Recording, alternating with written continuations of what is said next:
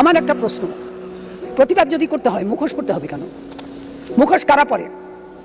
ভণ্ড যারা তারা পরে, প্রতারক যারা তারা পরে, চিট যারা তারা পরে। সাহস থাকলে মুখটা দেখাও, লজ্জা করে না? ইতর হওয়ার একটা সীমা আছে। আজকে এই সঙ্গে আমার মনে পড়ছে, আমি বগুড়ায় যখন সাইদিকে চাঁদে দেখা গেছে বলে তাণ্ডব করা হয়েছিল, তারপরে আমি সেখানে গিয়েছিলাম।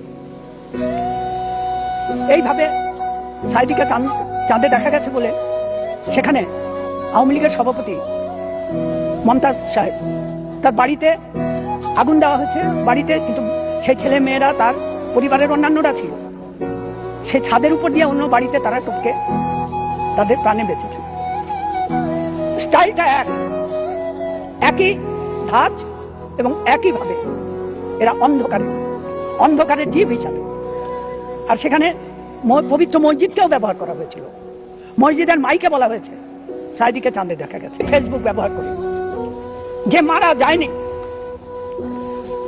আমরা তাদের কাছ থেকে কৈফিয়ত চাই। কি হবে, মেরে ফেলবেন?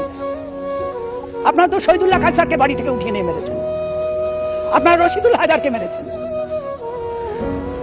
এরা সেই 14ই ডিসেম্বরের সেই শক্তি, 1971-এর, যারা বুদ্ধিজীবীদেরকে হত্যা করেছে, যারা মুক্তিযুদ্ধের 9 মাস খুঁজে খুঁজে বাংলাদেশ যাতে এগোতে না পারে, স্বাধীনতার বা মুক্তির সংগ্রাম যাতে তার কাঙ্ক্ষিত লক্ষ্যে পৌঁছাতে না পারে, এমনকি পরাজয়ের আগ মুহূর্ত পর্যন্ত এই বাংলাদেশ যাতে তার নিজের সেই শক্তিতে দাঁড়াতে না পারে, তখন তারা এইভাবে খুন করে গেছে মানুষকে, শিক্ষককে, ডাক্তারকে, প্রকৌশলীকে।